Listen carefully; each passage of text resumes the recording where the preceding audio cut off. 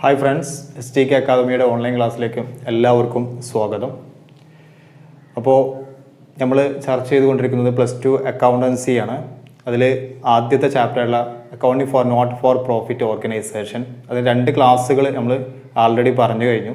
അപ്പോൾ ആരെങ്കിലും കാണാത്തവരുണ്ടെങ്കിൽ ഡിസ്ക്രിപ്ഷൻ ബോക്സിൽ അതിൻ്റെ ലിങ്ക് നൽകിയിട്ടുണ്ട്, അത് പോയിട്ട് കാണുക. അതുപോലെ തന്നെ ഈ ചാനൽ സബ്സ്ക്രൈബ് ചെയ്തിട്ടില്ലെങ്കിൽ സബ്സ്ക്രൈബ് ചെയ്യുക. അപ്പോൾ ഇന്ന് നമുക്ക് പറയാനുള്ളത് റെസിപ്റ്റ് ആൻഡ് പേയ്മെൻറ്റ് അക്കൗണ്ട് എങ്ങനെ അതിൻ്റെ പ്രിപ്പറേഷൻ നടത്താം എന്നുള്ളതാണ്. ഒരു ചോദ്യം വന്നു കഴിഞ്ഞാൽ എങ്ങനെ റെസിപ്റ്റ് ആൻഡ് പേയ്മെൻറ്റ് അക്കൗണ്ട് നമുക്ക് ചെയ്യാം എന്നുള്ളതാണ്. അപ്പോൾ കഴിഞ്ഞ ക്ലാസ്സിൽ നമ്മൾ റെസിപ്റ്റ് ആൻഡ് പേയ്മെൻറ്റ് അക്കൗണ്ടിനെ കുറിച്ച് പറഞ്ഞു, അതിൻ്റെ തിയററ്റിക്കലായിട്ടുള്ള കാര്യങ്ങളൊക്കെ പറഞ്ഞു. അപ്പോൾ ആദ്യം നമുക്ക് receipt and payment account format എങ്ങനെ എന്നുള്ളത് നമുക്ക് നോക്കാം. അപ്പോൾ ഇതാണ് റെസിപ്റ്റ് ആൻഡ് പേയ്മെൻറ്റ് അക്കൗണ്ടിൻ്റെ ഫോർമാറ്റ്. റെസിപ്റ്റ് സൈഡ് ഉണ്ട്, എമൗണ്ട്, പേയ്മെൻറ്റ് സൈഡ്, എമൗണ്ട്. ഇനി റെസിപ്റ്റ് സൈഡ് നോക്കുക. ആദ്യം balance brought down, cash, bank. ക്യാഷിൻ്റെയും ബാങ്കിൻ്റെയും ഓപ്പണിംഗ് ബാലൻസ് ആണ് അവിടെ തന്നിട്ടുള്ളത്. അപ്പോൾ ക്യാഷും ബാങ്കും അതിൻ്റെ ഓപ്പണിംഗ് ബാലൻസ് റെസിപ്റ്റ് സൈഡിൽ അഥവാ ഡെബിറ്റ് സൈഡിലാണ് എഴുതേണ്ടതെന്നുള്ളത് മനസ്സിലാക്കുക. അതേസമയം ബാങ്ക് ചിലപ്പോൾ ഓവർ ഡ്രാഫ്റ്റ് ആണെങ്കിൽ, ബാങ്കിൻ്റെ ബാലൻസ് ഓവർ ഡ്രാഫ്റ്റ് ആണെങ്കിൽ അത് പേയ്മെൻറ്റ് സൈഡിലാണ് കാണിക്കുക. പേയ്മെൻറ്റ് സൈഡിൽ ബാലൻസ് ബ്രോട്ട് ഡൗൺ ബ്രാക്കറ്റിൽ ബാങ്ക് ഓവർ ഡ്രാഫ്റ്റ് എന്ന് കൊടുത്തിട്ടുണ്ട്. അതെപ്പോഴാണ് വരികയെന്ന് ചോദിച്ചാൽ, ബാങ്കിൻ്റെ ബാലൻസ് ഓവർ ഡ്രാഫ്റ്റ് ആണെങ്കിൽ ഓപ്പണിംഗ് ബാലൻസ് പേയ്മെൻറ്റ് സൈഡിലാണ് കാണിക്കുക. ഓവർ ഡ്രാഫ്റ്റ് ആണെങ്കിൽ മാത്രം അത് പേയ്മെൻറ്റ് സൈഡിലാണ് കാണിക്കുക. അല്ലാത്ത സമയങ്ങളെല്ലാം സാധാരണ പോലെ ഓപ്പണിംഗ് ബാലൻസ് ക്യാഷും ബാങ്കും റെസിപ്റ്റ് സൈഡിലാണ് കാണിക്കുക. ഇനി നോക്കുക, അതിന് താഴെ സബ്സ്ക്രിപ്ഷൻസ്. ഒരു നോട്ട് ഫോർ പ്രോഫിറ്റ് ഓർഗനൈസേഷന് പ്രധാനപ്പെട്ട സോഴ്സ് ഓഫ് ഇൻകം ആണ് സബ്സ്ക്രിപ്ഷൻസ്, വരിസംഖ്യ. അതിൽ previous year, current year, next year അഥവാ കഴിഞ്ഞ വർഷത്തേത്, ഇപ്പോഴുള്ള വർഷത്തേത്, അടുത്ത വർഷത്തേത്. നമുക്കറിയാം റെസിപ്റ്റ് ആൻഡ് പേയ്മെൻറ്റ് അക്കൗണ്ടിൽ ഏത് വർഷം എന്നുള്ളത് പ്രശ്നമല്ല, പക്ഷേ ആക്ച്വലി ക്യാഷ് കിട്ടിയിട്ടുണ്ടോ എന്നുള്ളതാണ് ഇതിൽ നോക്കുക. അപ്പോൾ വരിസംഖ്യ ഏത് വർഷത്തെ അവിടെ കിട്ടിയിട്ടുണ്ടെങ്കിൽ അതോടെ എഴുതും. പിന്നെ general donations, locker rent, donations specific, അതുപോലെ ജനറൽ ഡൊണേഷൻസ് ഒക്കെ ഉണ്ട്. ഇൻകം ആൻഡ് എക്സ്പെൻഡിച്ചർ അക്കൗണ്ട് ചെയ്യുമ്പോൾ നമുക്കത് കൂടുതൽ മനസ്സിലാക്കാം. ബാക്കി ഒരുപാട് റവന്യൂ റെസിപ്റ്റും ക്യാപിറ്റൽ റെസിപ്റ്റും എല്ലാം ഇവിടെ റെസിപ്റ്റ് സൈഡിൽ കാണിച്ചിട്ടുണ്ട്. ഇനി ഏറ്റവും താഴെ നോക്കുക, ബാലൻസ് ക്യാരി ഡൗൺ ബ്രാക്കറ്റിൽ ബാങ്ക് ഓവർ ഡ്രാഫ്റ്റ്. ബാങ്ക് ബാലൻസിൻ്റെ ക്ലോസിംഗ് ബാലൻസ് ആണത്. എപ്പോഴാണ് ബാങ്കിൻ്റെ ക്ലോസിംഗ് ബാലൻസ് റെസിപ്റ്റ് സൈഡിൽ വരിക എന്ന് ചോദിച്ചാൽ, അതിൻ്റെ ഓപ്പണിംഗ് ബാലൻസ് ഓവർ ഡ്രാഫ്റ്റ് ആണെങ്കിൽ, അഥവാ ഓപ്പണിംഗ് ബാലൻസ് നമ്മളിവിടെ പേയ്മെൻറ്റ് സൈഡിൽ നോക്കുക, ബാലൻസ് ബ്രോട്ട് ഡൗൺ ബ്രാക്കറ്റിൽ ബാങ്ക് ഓവർ ഡ്രാഫ്റ്റ് എന്ന് കൊടുത്തിട്ടുണ്ട്. അതിൻ്റെ ബാങ്കിൻ്റെ ഓപ്പണിംഗ് ബാലൻസ് ഓവർ ഡ്രാഫ്റ്റ് ആണെങ്കിൽ നമ്മളത് പേയ്മെൻറ്റ് സൈഡിലാണ് കൊടുക്കുക. ആ സമയത്ത് അതിൻ്റെ ക്ലോസിംഗ് ബാലൻസ് എവിടെ വരിക? റെസിപ്റ്റ് സൈഡിലാണ് ബാങ്കിൻ്റെ ക്ലോസിംഗ് ബാലൻസ് ഉണ്ടാവുക. ഇനി പേയ്മെൻറ്റ് സൈഡിൽ നോക്കുക, wages, salaries, honorarium, insurance, rent, postage, printing and stationery, tax, conveyance, furniture, building, tournament, sports equipments, office equipments. ഒരുപാട് റവന്യൂ എക്സ്പെൻഡിച്ചർ, അതുപോലെ തന്നെ ക്യാപിറ്റൽ എക്സ്പെൻഡിച്ചറും അതിൽ കാണുന്നുണ്ട്. അതുപോലെ തന്നെ ഏറ്റവും അവസാനത്തിൽ ബാലൻസ് ക്യാരി ഡൗൺ അഥവാ ക്യാഷിൻ്റെയും ബാങ്കിൻ്റെയും ക്ലോസിംഗ് ബാലൻസും അവിടെ കാണിച്ചിട്ടുണ്ട്. നമുക്കറിയാം ഓപ്പണിംഗ് ബാലൻസ് റെസിപ്റ്റ് സൈഡിലാണ് കാണിച്ചിട്ടുള്ളത്. അതുകൊണ്ട് തന്നെ അതിന് ക്ലോസിംഗ് ബാലൻസ് നമുക്ക് കിട്ടുന്നത് പേയ്മെൻറ്റ് സൈഡിൽ ആയിരിക്കും. അപ്പോൾ ഇത്രയും കാര്യങ്ങളാണ് റെസിപ്റ്റ് ആൻഡ് പേയ്മെൻറ്റ് അക്കൗണ്ടിനെ കുറിച്ച് നമ്മൾ മനസ്സിലാക്കേണ്ടത്. ഇതുപോലത്തെ റവന്യൂ റെസിപ്റ്റും ക്യാപിറ്റൽ റെസിപ്റ്റും ആയിരിക്കും റെസിപ്റ്റ് സൈഡിൽ വരിക. ഇതുപോലെ തന്നെ റവന്യൂ എക്സ്പെൻഡിച്ചറും ക്യാപിറ്റൽ എക്സ്പെൻഡിച്ചറും ആയിരിക്കും പേയ്മെൻറ്റ് സൈഡിൽ വരിക. ഇത്രയും കാര്യങ്ങളാണ് അതിനെക്കുറിച്ച് മനസ്സിലാക്കേണ്ടത്. ഇനി ഇത് വെച്ചിട്ട് നമുക്ക് എങ്ങനെ ഒരു പ്രോബ്ലം ചെയ്യാമെന്നുള്ളത് നോക്കാം. അപ്പോൾ നമ്മളിതിൻ്റെ ഫോർമാറ്റ് നമ്മൾ കണ്ടു അല്ലേ, റെസിപ്റ്റ് ആൻഡ് പേയ്മെൻറ്റ് അക്കൗണ്ടിൻ്റെ ഫോർമാറ്റ് അങ്ങനെ കണ്ടു. അപ്പോൾ നമുക്കൊരു ചോദ്യം അതെങ്ങനെ ചെയ്യാം എന്നുള്ളത് നോക്കാം. അതിന് മുമ്പ് റെസിപ്റ്റ് ആൻഡ് പേയ്മെൻറ്റ് അക്കൗണ്ട് ചെയ്യുന്നതിന് മുമ്പ് നമ്മൾ ശ്രദ്ധിക്കേണ്ട ചില കാര്യങ്ങളുണ്ട്, സ്റ്റെപ്സ് എന്നൊക്കെ പറയാം. നമുക്ക് എന്തൊക്കെയാണെന്ന് നോക്കാം. ഒന്നാമത്തേത് opening balance of cash of bank. ക്യാഷിൻ്റെയും ബാങ്കിൻ്റെയും ഓപ്പണിംഗ് ബാലൻസ് ഡെബിറ്റ് സൈഡിൽ അഥവാ റെസിപ്റ്റ് സൈഡിൽ എഴുതുക. ആദ്യം ചെയ്യേണ്ടത് തന്നിരിക്കുന്ന ചോദ്യത്തിലെ ക്യാഷിൻ്റെയും ബാങ്കിൻ്റെയും ഓപ്പണിംഗ് ബാലൻസ് ഡെബിറ്റ് സൈഡിൽ അഥവാ റെസിപ്റ്റ് സൈഡിൽ എഴുതുക. In case bank overdraft ആണെങ്കിൽ, ബാങ്കിൻ്റെ ബാലൻസ് ഓവർ ഡ്രാഫ്റ്റ് ആണെങ്കിൽ അത് ക്രെഡിറ്റ് സൈഡിൽ എഴുതണം. ഓവർ ഡ്രാഫ്റ്റ് ആണെങ്കിൽ മാത്രം ബാങ്കിൻ്റെത് ക്രെഡിറ്റ് സൈഡിൽ എഴുതാം. അല്ലാത്ത സമയങ്ങളിലൊക്കെ ഓപ്പണിംഗ് ബാലൻസ് ഓഫ് ക്യാഷും ബാങ്കൊക്കെ ഡെബിറ്റ് സൈഡിൽ എഴുതാം. അപ്പോൾ ഒന്നാമത്താണ് ആദ്യം അതിൻ്റെ opening balance of cash and bank debit സൈഡിൽ അഥവാ റെസിപ്റ്റ് സൈഡിൽ എഴുതുക. രണ്ടാമത്തെ കാര്യം ശ്രദ്ധിക്കേണ്ടത് ആൾ റെസിപ്റ്റ്, എല്ലാ വരവുകളും, അത് ക്യാപിറ്റൽ റെസിപ്റ്റ് ആകട്ടെ റവന്യൂ റെസിപ്റ്റ് ആകട്ടെ, അത് ഏത് വർഷത്താകട്ടെ കിട്ടിയിട്ടുണ്ടോ അത് റെസിപ്റ്റ് സൈഡിൽ കാണിക്കുക. എല്ലാ വരവുകളും all receipts are shown in the debit side or in receipt side. എല്ലാ വരവുകളും, അത് ക്യാപിറ്റൽ റെസിപ്റ്റ് ആകട്ടെ റവന്യൂ റെസിപ്റ്റ് ആകട്ടെ. എന്താണ് ക്യാപിറ്റൽ റെസിപ്റ്റ്, എന്താണ് റവന്യൂ റെസിപ്റ്റ് എന്നൊക്കെ നമ്മൾ കഴിഞ്ഞ ക്ലാസ്സിൽ പഠിച്ചതാണ്. അപ്പോൾ എന്ത് വരവാകട്ടെ ആ വരവ് നമ്മൾ റെസിപ്റ്റ് സൈഡിൽ അല്ലെങ്കിൽ ഡെബിറ്റ് സൈഡിൽ കാണിക്കും. അടുത്ത കാര്യം ശ്രദ്ധിക്കുക, ആൾ പേയ്മെൻറ്റ്സ്, എല്ലാ ചെലവുകളും അല്ലെങ്കിൽ എല്ലാ പേയ്മെൻറ്റ്സും ക്രെഡിറ്റ് സൈഡിൽ കാണിക്കാം. അതുപോലെ തന്നെ അത് ക്യാപിറ്റൽ പേയ്മെൻ്റ് ആകട്ടെ, ക്യാപിറ്റൽ എക്സ്പെൻഡിച്ചർ ആകട്ടെ, റവന്യൂ എക്സ്പെൻഡിച്ചർ ആകട്ടെ, ഏത് പേയ്മെൻ്റ് ആണെങ്കിലും അത് ക്രെഡിറ്റ് സൈഡ് അല്ലെങ്കിൽ പേയ്മെൻറ്റ് സൈഡിൽ കാണിക്കാം. ഇനി ശ്രദ്ധിക്കേണ്ട ഒരു കാര്യം, receivable income and payable expenses, കിട്ടാനുള്ള വരവുകൾ, കൊടുക്കാനുള്ള ചെലവുകൾ, ഇതൊരു കാരണവശാലും റെസിപ്റ്റ് ആൻഡ് പേയ്മെൻറ്റ് അക്കൗണ്ടിൽ കാണിക്കരുത്. കിട്ടാനുള്ളതും കൊടുക്കാനുള്ളതും കാണിക്കരുത്. കിട്ടിയതും കൊടുത്തതും മാത്രമേ ഇതിൽ കാണിക്കുള്ളൂ, റെസിപ്റ്റ് ആൻഡ് പേയ്മെൻറ്റ് അക്കൗണ്ടിൽ കാണിക്കുകയുള്ളൂ. അപ്പോൾ കിട്ടാനുള്ളതും കൊടുക്കാനുള്ളതും ക്വസ്റ്റ്യനിൽ എന്ത് ചെയ്യാം, നമ്മൾ കൺസിഡർ ചെയ്യേണ്ട ആവശ്യമില്ല. ഇനി ഒരു കാര്യം ശ്രദ്ധിക്കേണ്ടത്, ഇത് ലാസ്റ്റ് ബാലൻസ് ചെയ്ത് കഴിഞ്ഞാൽ ഡെബിറ്റ് സൈഡ് അഥവാ റെസിപ്റ്റ് സൈഡ് പേയ്മെൻറ്റ് സൈഡിനേക്കാൾ അധികമാണെങ്കിൽ നമുക്ക് കിട്ടുന്നത് എന്തായിരിക്കും, ക്യാഷ് ഓർ ബാങ്ക് ബാലൻസ് ആയിരിക്കും. ക്യാഷോ അല്ലെങ്കിൽ ബാങ്കോ അതിൻ്റെ ഒരു ബാലൻസ് ആയിരിക്കും, ആ എൻഡിങ്ങിലുള്ള ബാലൻസ് ആയിരിക്കും നമുക്ക് കിട്ടുക. നേരെ തിരിച്ച് റെസിപ്റ്റ് സൈഡാണ് പേയ്മെൻറ്റ് സൈഡാണ് റെസിപ്റ്റ് സൈഡിനേക്കാൾ കൂടുതലെങ്കിൽ, അപ്പോൾ ചിലവ് ഭാഗമാണ് കൂടുതലെങ്കിൽ അത് ഓവർ ഡ്രാഫ്റ്റ് ആയിരിക്കും, ബാങ്ക് അല്ലെങ്കിൽ ഓവർ ഡ്രാഫ്റ്റ് ആയിരിക്കും അത് നമുക്ക് കിട്ടുന്ന ഉത്തരം. അപ്പോൾ ഇത്രയും കാര്യങ്ങളാണ് ശ്രദ്ധിക്കേണ്ടത്. ഈ ഒരു കാര്യം മാത്രം മനസ്സിലാക്കി വെച്ചാൽ നമുക്ക് റെസിപ്റ്റ് ആൻഡ് പേയ്മെൻറ്റ് അക്കൗണ്ട് ചെയ്യാം. അപ്പോൾ ആ ഒരു ചോദ്യം വെച്ചിട്ട് എങ്ങനെയാണ് നമുക്ക് ചെയ്യുക എന്നുള്ളത് നമുക്കിവിടെ കാണിക്കാം. അപ്പോൾ ഇതാണ് ചോദ്യം. From the information given below prepare receipts and payments account of Banerjee club Thrissur for the year end 31 December 2014. ഇതിൽ നോക്കുക, നമുക്ക് cash in hand 1/1/2014 cash in hand തന്നിട്ടുണ്ട്, അഥവാ ഓപ്പണിംഗ് ഡേറ്റിലെ ക്യാഷ് ഇൻ ഹാൻഡ് 450. അതുപോലെ തന്നെ ക്യാഷ് അറ്റ് ബാങ്ക് അതേ ഡേറ്റിൽ തന്നെ ക്യാഷ് അറ്റ് ബാങ്ക് അഥവാ ഓപ്പണിംഗ് ബാലൻസ് ഓഫ് ബാങ്കും തന്നിട്ടുണ്ട് 1600. പിന്നെ തന്നിട്ട് നോക്കുക സബ്സ്ക്രിപ്ഷൻസ്, അത് നമുക്കറിയാം പ്രധാനപ്പെട്ട ഒരു വരുമാന സ്രോതസ്സാണ്, സോ അതുകൊണ്ട് റെസിപ്റ്റ്സ് ആണ്. മറ്റൊന്ന് ഡൊണേഷൻസ്, അതും റെസിപ്റ്റ്സ് ആണ്. മറ്റൊന്ന് എൻട്രൻസ് ഫീ, അതും റെസിപ്റ്റ് ആണ്. ഇതിനടുത്ത് റെൻറ്റ് ഫ്രം ക്ലബ്ബ് ഹാള്, വാടക ലഭിച്ചത്, ക്ലബിൻ്റെ ഹാളിൽ നിന്ന് കിട്ടിയ വാടക, അതും റെസിപ്റ്റ് ആണ്. അടുത്ത് നോക്കുക ഇലക്ട്രിസിറ്റി ചാർജ് എന്ന് പറഞ്ഞാൽ എക്സ്പെൻസ് ആണ്, അതുകൊണ്ട് അത് പേയ്മെൻറ്റ് സൈഡിൽ കാണിക്കുക.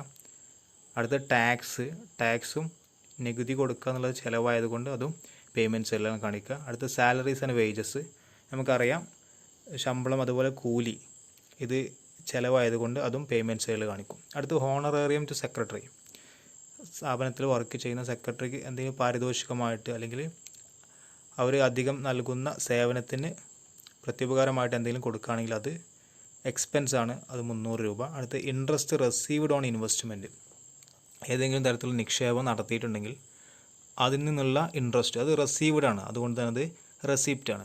അടുത്ത് പ്രിൻറ്റിംഗ് ആൻഡ് സ്റ്റേഷനറി എക്സ്പെൻസ് ആണ്, അത് പേയ്മെൻറ്റ് സൈഡിൽ കാണിക്കുന്നു. അടുത്ത് petty cash payment, petty cash book നമ്മൾ പഠിച്ചിട്ടുണ്ട്. പെറ്റി ക്യാഷ് എന്ന് പറഞ്ഞാൽ ചെറിയ രീതിയിലുള്ള എന്തെങ്കിലും ചിലവുകൾ, അത് എക്സ്പെൻസ് ആണ്. അടുത്ത് ഇൻഷുറൻസ് പ്രീമിയം പെയ്ഡ്, അതും പേയ്മെൻറ്റ് സൈഡിൽ കാണിക്കണം, കാരണം അത് എക്സ്പെൻസ് ആണ്. അടുത്ത് ലോക്കർ റെൻറ്റ് റെസീവ്ഡ് ആയതുകൊണ്ട് തന്നെ അത് റെസിപ്റ്റ് സൈഡിലാണ് കാണിക്കേണ്ടത്. ഇനി ലാസ്റ്റുള്ളത് നോക്കുക, ക്യാഷ് ഇൻ ഹാൻഡ് 31/12/2014, അഥവാ ആ വർഷം അവസാനിക്കുന്ന സമയത്തുള്ള ക്യാഷ് ഇൻ ഹാൻഡ് അഥവാ ക്യാഷിൻ്റെ ക്ലോസിംഗ് ബാലൻസ് ആണ് തന്നിട്ടുള്ളത്. അപ്പോൾ നോക്കുക, നമ്മൾ ക്യാഷ് ഇൻ ഹാൻഡ് ക്യാഷിൻ്റെ ഓപ്പണിംഗ് ബാലൻസ് തന്നു, ക്ലോസിംഗ് ബാലൻസും തന്നു. പക്ഷേ ബാങ്കിൻ്റെ ഓപ്പണിംഗ് ബാലൻസ് മാത്രമേ തന്നിട്ടുള്ളൂ, ക്ലോസിംഗ് ബാലൻസ് നമുക്ക് തന്നിട്ടില്ല. അപ്പോൾ ഇത് നമുക്ക് ചെയ്ത് നോക്കിക്കഴിഞ്ഞാൽ എങ്ങനെയാണ് ഇതിൻ്റെ ആൻസർ കിട്ടുന്നുള്ളത് നമുക്ക് നോക്കാം. ഓക്കെ, അപ്പോൾ നമുക്ക് റെസിപ്റ്റ് ആൻഡ് പേയ്മെൻറ്റ് അക്കൗണ്ട് എങ്ങനെയാണ് ചെയ്യുന്നത് നോക്കാം. അപ്പോൾ ആ ചോദ്യം നിങ്ങൾ കണ്ടിട്ടുണ്ടാവും. അപ്പോൾ അത് വെച്ചിട്ട് എങ്ങനെയാണ് റെസിപ്റ്റ് ആൻഡ് പേയ്മെൻറ്റ് അക്കൗണ്ട് ചെയ്യുക എന്നുള്ളത് നമുക്ക് നോക്കാം. ആദ്യം നമുക്കറിയാം receipt and payment account format ഇതാണ്. Receipts, amount, payment, amount. Receipt സൈഡിനാണ് നമ്മൾ ഡെബിറ്റ് സൈഡ് എന്ന് പറയുന്നത്, അതാണ് DR, ഡെബിറ്റ് സൂചിപ്പിക്കുന്നതാണ്. Payment side CR, credit. CR എന്ന് പറഞ്ഞാൽ ക്രെഡിറ്റിനെ സൂചിപ്പിക്കാനാണ്. CR എന്ന് കൊടുത്തിട്ടുള്ളത്. അപ്പോൾ നമ്മൾ receipt side amount, payment side amount. മേലെ എന്ത് ചെയ്തു, receipt and payment account for the year ended 31 December 2014. ആ ചോദ്യത്തിൽ തന്നതുപോലെ ഏത് വർഷത്തെ റെസിപ്റ്റ് ആൻഡ് പേയ്മെൻറ്റ് അക്കൗണ്ടാണോ ചെയ്യുന്നത് അത് നമ്മൾ മേലെ ഹെഡിങ് ആയിട്ട് എഴുതി. ഇനി നമുക്ക് ചോദ്യത്തിൽ തന്ന കാര്യങ്ങൾ എങ്ങനെയാണ് ഇതിൽ ചെയ്യുക എന്നുള്ളതാണ്. വളരെ ഈസിയാണ്. കാരണം ഇവിടെ നമുക്ക് എല്ലാ വരവ് എന്ന് തിരിച്ചറിഞ്ഞു കഴിഞ്ഞാൽ അതൊക്കെ റെസിപ്റ്റ് സൈഡിൽ എഴുതാം, ചിലവ് ഏതൊക്കെയാണ് തിരിച്ചറിഞ്ഞാൽ അതൊക്കെ പേയ്മെൻറ്റ് സൈഡിൽ എഴുതാൻ പറ്റും. അപ്പോൾ ചോദ്യത്തിൽ ആദ്യം നമുക്ക് തന്നിട്ടുള്ളത് നോക്കാം. Balance cash in hand on 1/1/2014. 2014 തുടക്കത്തിൽ കമ്പനിയുടെ ക്യാഷ് ഇൻ ഹാൻഡ് എത്രയെന്ന് തന്നിട്ടുണ്ട്. അതുപോലെ തന്നെ ക്യാഷ് അറ്റ് ബാങ്ക് അതേ ഡേറ്റിലുള്ള 1/1/2014 സമയത്തുള്ള ക്യാഷ് ഇൻ ഹാൻഡും ക്യാഷ് അറ്റ് ബാങ്കും തന്നിട്ടുണ്ട്. അതിൻ്റെ അർത്ഥത് ഓപ്പണിംഗ് ബാലൻസ് ആണ്. ക്യാഷിൻ്റെയും ബാങ്കിൻ്റെയും ഓപ്പണിംഗ് ബാലൻസ് ആണ് തന്നിട്ടുള്ളത്. അപ്പോൾ അത് എങ്ങനെയാണ് നമ്മൾ എഴുതുക എന്നുള്ളത് നമുക്ക് നോക്കാം. ബാലൻസ്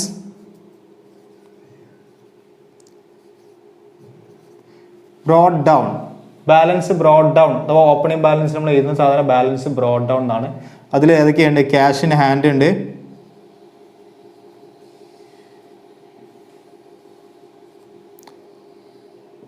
ക്യാഷ് അറ്റ് ബാങ്കും ഉണ്ട്. അപ്പോൾ ഓപ്പണിംഗ് ബാലൻസ് അഥവാ balance broad down cash in hand, cash at bank നമ്മൾ താഴോട്ട് എഴുതി. അതിൻ്റെ എമൗണ്ട് എത്രയുള്ളത്? ക്യാഷ് ഇൻ ഹാൻഡ് 450 ആണല്ലോ. അപ്പോൾ ക്യാഷ് ഇൻ ഹാൻഡ് നേരെ ഇവിടെ നമ്മൾ എത്ര എഴുതും? 450 എന്ന് എഴുതും.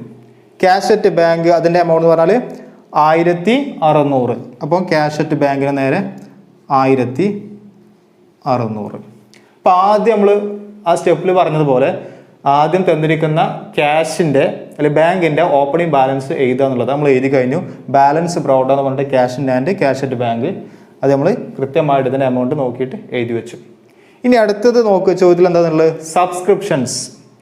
സബ്സ്ക്രിപ്ഷൻസ് വരിസംഖ്യ അത് വരവാണോ ചിലവാണോ? വരവാണ്. നമുക്ക് റെസിപ്റ്റ് ആണ് അല്ലേ. അപ്പോൾ സബ്സ്ക്രിപ്ഷൻസ് എന്നുള്ളത് ഇവിടെ എഴുതാം.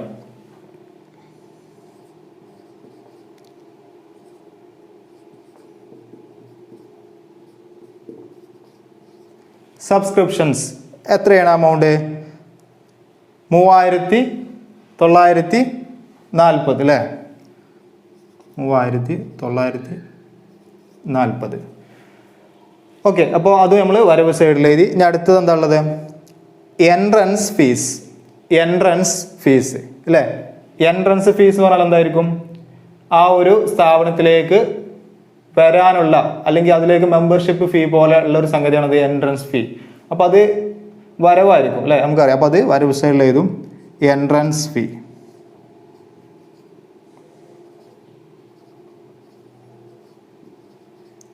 എൻട്രൻസ് ഫീസ് എത്രയാണ്? എൻട്രൻസ് ഫീസ് 450 ആണ് എൻട്രൻസ് ഫീസ്. 450 ആണ് എൻട്രൻസ് ഫീസ്. ഓക്കെ, അതിന് മുമ്പ് ഡൊണേഷൻസ് ഉണ്ട് അല്ലേ. ഡൊണേഷൻസ് കുഴപ്പമില്ല. അപ്പോൾ അടുത്ത് നമുക്ക് എന്ത് ചെയ്താം? ഡൊണേഷൻസ് എഴുതാം.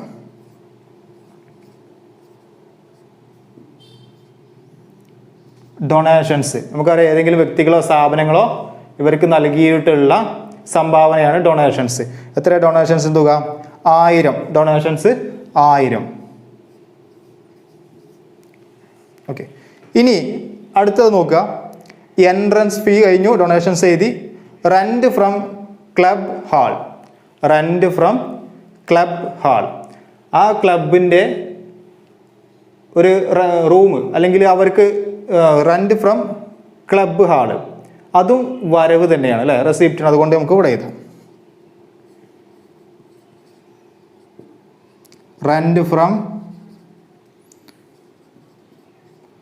Club hall. എത്രയാണ് തുക?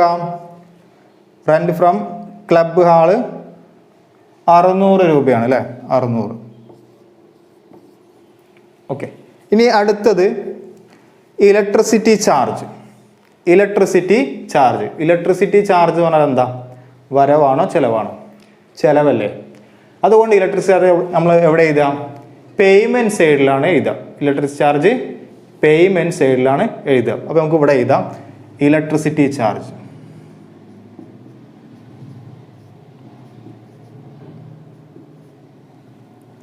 ഇലക്ട്രിസിറ്റി ചാർജിൻ്റെ എമൗണ്ട് എത്ര? ചാർജ് 350.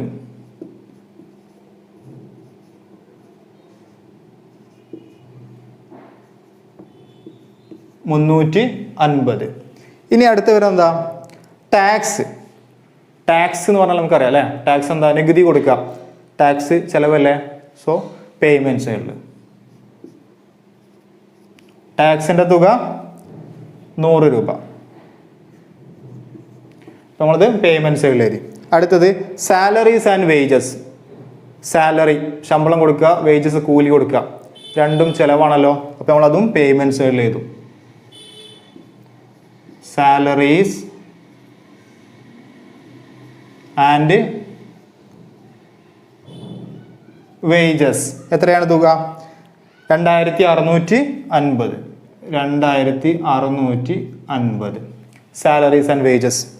അടുത്തത് വരുന്നത് honorarium to secretary. Honorarium to secretary.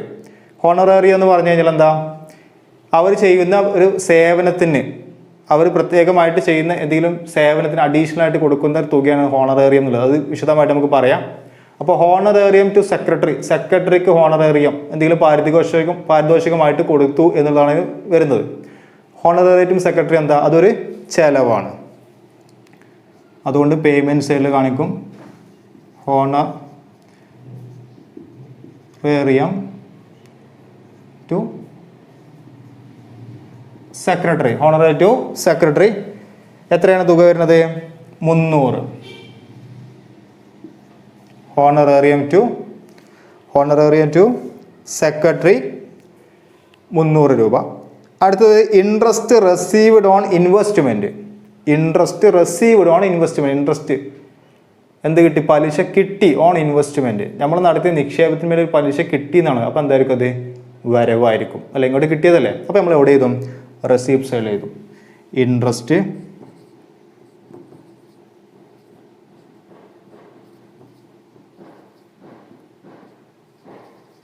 Received on investment. എത്ര തുക? Interest received on investment 350. അടുത്തതോ printing and stationery. Printing and stationery. Printing and stationery എന്തായിരിക്കും? പ്രിൻറ്റിങ് ആൻഡ് സ്റ്റേഷനറി എന്ന് പറഞ്ഞാൽ ഓഫീസുമായി ബന്ധപ്പെട്ട ചെലവുകളാണല്ലേ. അതൊരു എക്സ്പെൻസ് ആണ്. അതുകൊണ്ട് നമ്മൾ പേയ്മെൻറ്റ് സൈഡിൽ എഴുതും. Printing and stationery. Printing and stationery എത്രയാണ് തുക? 150. 150 പ്രിൻറ്റിങ് ആൻഡ് സ്റ്റേഷനറി 150. അടുത്തെന്താ? Petty cash payment. Petty cash payment. നമ്മൾ പെറ്റി ക്യാഷ് ബുക്കൊക്കെ ഉണ്ടാക്കിയിട്ടുണ്ട് അല്ലേ +1. എന്തായിരുന്നു? ചെറിയ ചിലവുകൾ, ചെറിയ വരവുകളൊക്കെ എഴുതി വെക്കുന്ന ഒരു പുസ്തകമായിരുന്നു പെറ്റി ക്യാഷ് ബുക്ക് അല്ലേ. അപ്പോൾ പെറ്റി ക്യാഷ് പേയ്മെൻറ്റ് എന്താണ്? ചെറിയ രൂപത്തിൽ എന്തോ ഒരു ചിലവ്, ചെറിയൊരു എക്സ്പെൻസ് ആണത്. അതിൻ്റെ എമൗണ്ട് എത്രയാണ്? പെറ്റി ക്യാഷ് പേയ്മെൻറ്റ് 100 രൂപ. Petty cash payment, cash payment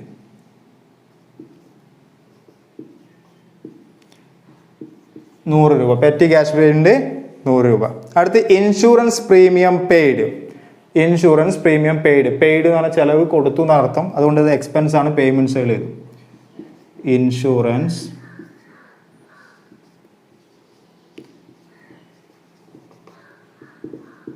premium paid. എത്ര ഇൻഷുറൻസ് പ്രീമിയം പെയ്ഡ്? 90 രൂപ. 90 രൂപ ഇൻഷുറൻസ് പ്രീമിയം പെയ്ഡ് 90 രൂപ. അടുത്ത് locker rent received. Locker rent received ആണ്. അതുകൊണ്ട് എന്താ? വരവാണ് അല്ലേ. അപ്പോൾ നമ്മൾ ഈ സൈഡിൽ റെസിപ്റ്റ് സൈഡിൽ എഴുതാം. ലോക്കർ റെൻറ്റ്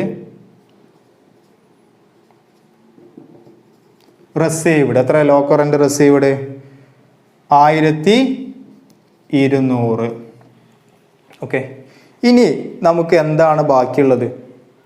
ഇനി ആകെ ബാക്കിയുള്ളത് ക്യാഷ് ഇൻ ഹാൻഡ് ഓൺ 31/12/2014 അഥവാ 31/12/2014 ആ വർഷം അവസാനിക്കുന്ന സമയത്തുള്ള cash in hand എത്രയുള്ളത്?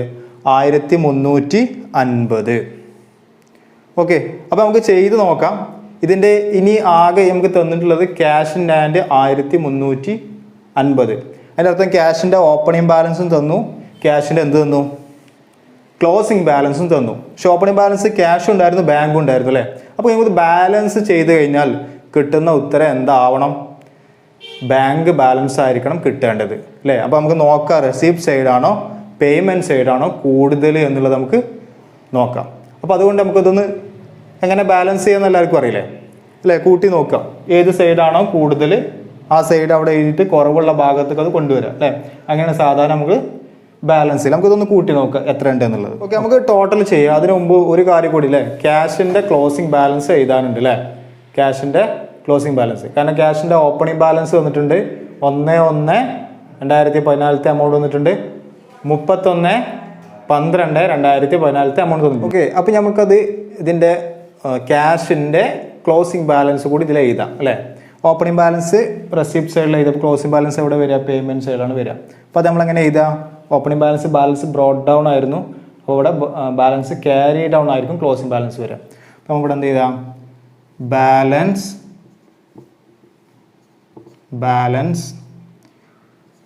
Carry down, balance C/D അല്ലേ? ക്യാരി ഡൗൺ ഏതാ? ക്യാഷിൻ്റെ ക്ലോസിങ്ങിൽ തന്നിട്ടുള്ളത്. അപ്പോൾ നമുക്ക് ക്യാഷ് ഇൻ ഹാൻഡ് എന്ന് എഴുതാം. എത്ര തന്നിട്ടുള്ളത്?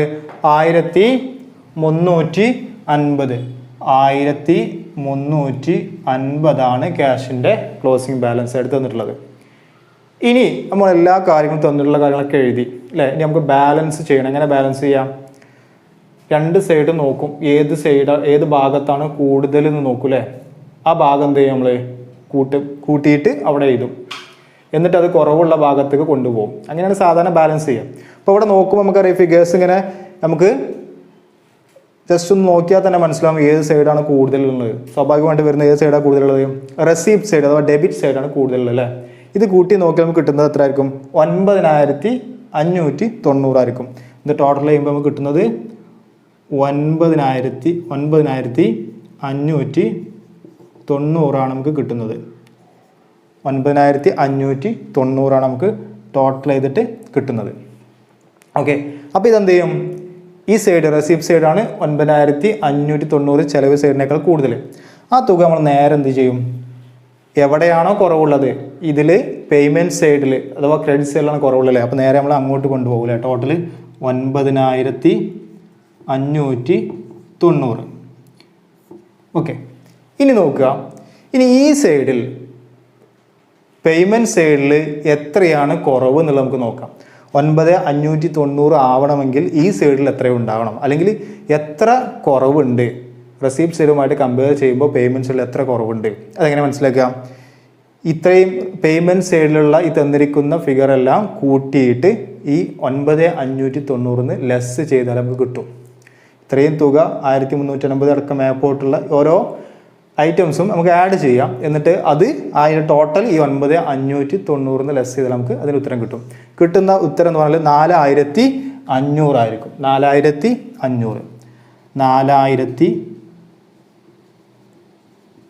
4500 നമുക്ക് കിട്ടുന്ന ഉത്തരം. ഇനി ശ്രദ്ധിക്കേണ്ട കാര്യം, ആ കിട്ടുന്നത് എന്തായിരിക്കും?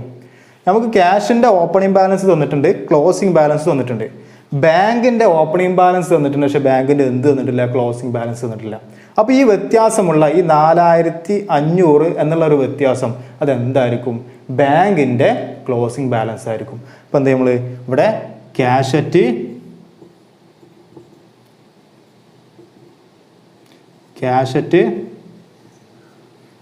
അറ്റ് ബാങ്ക് എന്ന് കൊടുത്താൽ മതി. അപ്പോൾ ആ കിട്ടിയ ഡിഫറൻസ് എന്ന് പറയുന്നത് എത്രയാണ്? 4500. അത് ക്യാഷിൻ്റെ ബാങ്കിൻ്റെ ക്ലോസിംഗ് ബാലൻസ് ആയിരിക്കും. അപ്പോൾ ഇങ്ങനെയാണ് ഇത് ചെയ്യേണ്ടത്. നമുക്ക് ക്യാഷിൻ്റെയും ബാങ്കിൻ്റെയും ഓപ്പണിംഗ് ബാലൻസ് തന്നു, ക്യാഷിൻ്റെ മാത്രം ക്ലോസിംഗ് ബാലൻസ് തന്നാൽ പിന്നെ കിട്ടുന്ന ഉത്തരം എന്തായിരിക്കും? ബാങ്കിൻ്റെ ക്ലോസിംഗ് ബാലൻസ് ആയിരിക്കും. അപ്പോൾ ഈ ഒരു ചോദ്യത്തിൽ നമുക്ക് റെസിപ്റ്റ് സൈഡ് പേയ്മെൻറ്റ് സൈഡിനേക്കാൾ കൂടുതലാണ്. വരവ് സൈഡ് ചിലവിനേക്കാൾ ഇവിടെ കൂടുതലാണ് അല്ലേ? അത് നമ്മൾ ചെയ്തു. അപ്പോൾ ക്യാഷിൻ്റെയും ആ ബാലൻസ് ഉള്ള ഫിഗർ ക്യാഷിൻ്റെയും ബാങ്കിൻ്റെയും ക്ലോസിംഗ് ബാലൻസ് നമുക്ക് കിട്ടി. അപ്പോൾ ഇങ്ങനെയാണ് റെസിപ്റ്റ് ആൻഡ് പേയ്മെൻറ്റ് അക്കൗണ്ട് ചെയ്യേണ്ടത്. റെസിപ്റ്റ് ആൻഡ് പേയ്മെൻറ്റ് അക്കൗണ്ട് എങ്ങനെയാണ് ചെയ്യുക എന്നുള്ളത് നമ്മളൊരു ചോദ്യത്തിലൂടെ നമ്മൾ മനസ്സിലാക്കി അല്ലേ?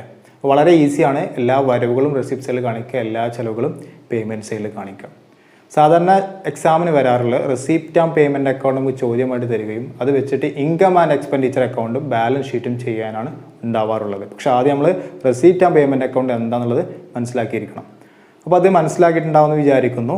അപ്പോൾ ഇന്നത്തെ ക്ലാസ് നമ്മളിവിടെ അവസാനിപ്പിക്കുകയാണ്. ഇനി നമ്മൾ പഠിച്ചിട്ടുള്ളത് റെസിപ്റ്റ് ആൻഡ് പേയ്മെൻറ്റ് അക്കൗണ്ട് എങ്ങനെ ചെയ്യാം എന്നുള്ളതാണ്.